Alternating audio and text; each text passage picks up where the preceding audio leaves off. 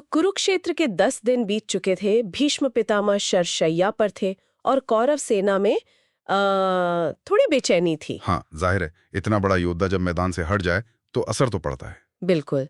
तो आज बात करते हैं 11वें दिन की। यहाँ से कहानी ने एक नया मोड़ लिया। सही कहा। धृतराष्ट्र काफी चिंतित थे। संजय से पूछे थे, भाई अब कौन संभालेगा सेना, भीष्म के बाद कौन। और संजय ने बताया कि कैसे दुर्योधन ने सीधे कर्ण से सलाह ली। हाँ, और कर्ण ने भी देखी कितनी चतुराई से गुरु द्रोणाचार्य का नाम आगे कर दिया। जी, क्योंकि द्रोण अनुभवी थे, सबके गुरु थे, उनके नाम पर कोई शायद ही सवाल उठाता। लेकिन ये सिर्फ एक नाम का बदलाव तो नहीं था ना, मतलब भीष्म की जगह द्रोण का आना। नहीं, बिल्कुल नहीं, ये एक बड़ा रणनीतिक बदलाव था। भीष्म की शैली अलग थी, द्रोण की अपनी व्यूह रचनाएं, अपनी तकनीकें थीं, तो सेना के मनोबल पर, उनके लड़ने की रणनीति पर, सब पर इसका गहरा असर पड़ना ही था। तो दुर्योधन गए द्रोण के पास, उनसे अनुरोध किया सेनापति बनने का। और द्रोण मान भी गए, लेकिन हाँ, एक शर्त रखी उन्होंने। अच्छा, क्या शर्त थी? उन्होंने कहा कि वो किसी पांडव को, और खास तौर पर धृष्टद्युम्न को, अपने हाथों से नहीं मारेंगे। हाँ, क्योंकि कहते हैं धृष्टद्युम्न का जन्म ही द्रोण की मृत्यु के लिए हुआ था। बिल्कुल। तो ये शर्त मान ली गई और फिर पूरे विधि विधान से शंख नगाड़ों के साथ द्रोण का सेनापति के रूप में अभिषेक हुआ। लेकिन यहीं पर एक और बात हुई। युद्ध शुरू होने से ठीक पहले दुर्योधन ने द्रोण से एक अजीब सा वरदान मांगा। हाँ, ये बड़ा दिलचस्प मोड़ है। उसने कहा कि युधिष्ठिर को मारना नहीं है, बल्कि जिंदा पकड़ना है।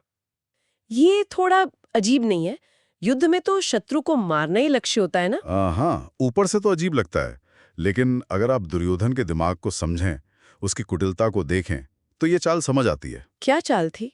उसका असली इरादा युधिष्ठिर को बंदी बनाकर एक बार फिर से वो चौसर का खेल खेलना था। ओहो, फिर से चौसर। हाँ, उन्हें फिर हराकर, अपमानित करके हमेशा के लिए वनवास भेज देना। ये सिर्फ सैन्य जीत नहीं, बल्कि पांडवों का पूरी तरह से मनोबल तोड़ने और उनको अपमानित करने की योजना थी। अच्छा, तो ये थी असली मंशा। द्रोण इस पर राजी हो गए। हाँ, द्रोण राजी तो हो गए, पर उन्होंने एक बात साफ कर दी। एक बहुत बड़ी बाधा है इस काम में। और वो कौन? अर्जुन। द्रोण ने कहा कि जब तक अर्जुन युधिष्ठिर की रक्षा कर रहा है, उन्हें पकड़ना असंभव है। और ये खबर जाहिर है पांडवों तक भी पहुंची होगी। बिल्कुल, गुप्तचरों ने युधिष्ठिर को बता दिया। अब युधिष्ठिर को चिंता होना तो स्वाभाविक था। हाँ, उन्होंने फिर अर्जुन से बात की होगी, अपनी सुरक्षा के लिए कहा होगा। जी, और अर्जुन का जवाब सुनिए।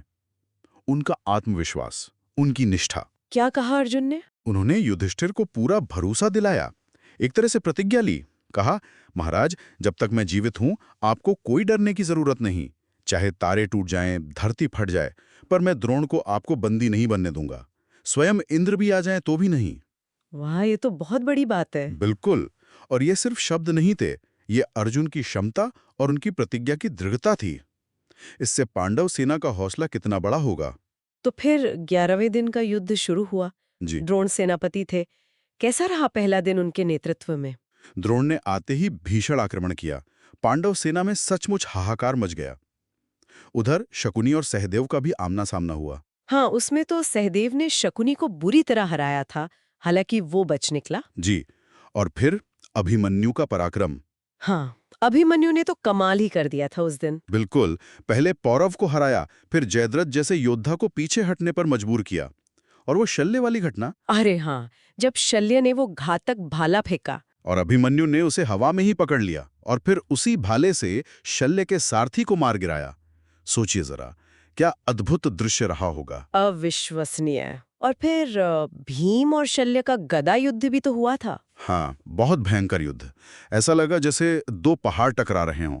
दोनों इतने जोर से लड़े कि आखिर में दोनों ही मूर्छित होकर गिर पड़े। और कृतवर्मा ने शल्य को बचा लिया। जी, ये छोटी छोटी लड़ाइयां दिखाती हैं कि युद्ध कितना बहुआयामी था। एक तरफ बड़ी योजनाएं चल रही थीं और दूसरी तरफ हर योद्धा का अपना शौर्य, अपनी लड़ाई थी। लेकिन दिन ढलते ढलते द्रोण अपनी योजना के काफी करीब पहुंच गए थे ना।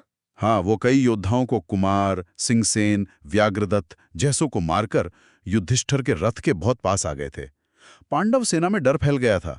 आवाजें आ रही थी कि राजा पकड़े जाएंगे। लेकिन तभी अर्जुन आ गए। हाँ, गांडीव की टंकार से जैसे आसमान गूंज उठा। बिल्कुल, अर्जुन ने आते ही ऐसे दिव्यास्त्र चलाए कि कौरव सेना में भगदड़ मच गई। द्रोण को, दुर्योधन को, सबको पीछे हटना पड़ा और इसी के साथ दिन का युद्ध समाप्त हुआ। तो अर्जुन ने एक बार फिर साबित कर दिया। हाँ, द्रोण की बात सच साबित हुई।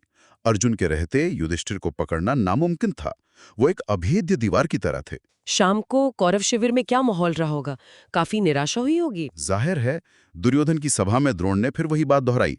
अगर युधिष्ठिर को पकड़ना है तो किसी भी तरह अर्जुन को उनसे दूर ले जाना होगा। और तब कोई आगे आया इस काम के लिए? हाँ, तब त्रिगर्त देश के राजा सुशर्मा अपने भाइयों सत्यरथ, सत्यवर्मन, सत्यव्रत और सत्येशु के साथ आगे आए। त्रिगर्त, इनका अर्जुन से क्या बैर था? अर्जुन ने पहले कभी युद्ध में इन्हें पराजित और अपमानित किया था, तो वो बदला लेना चाहते थे। अच्छा, तो उन्होंने क्या कहा? उन्होंने एक भीषण प्रतिज्ञा ली। कहा, कल हम अर्जुन को युद्ध के लिए ललकारेंगे और उन्हें युद्ध क्षेत्र के दक्षिणी छोर पर दूर ले जाएंगे।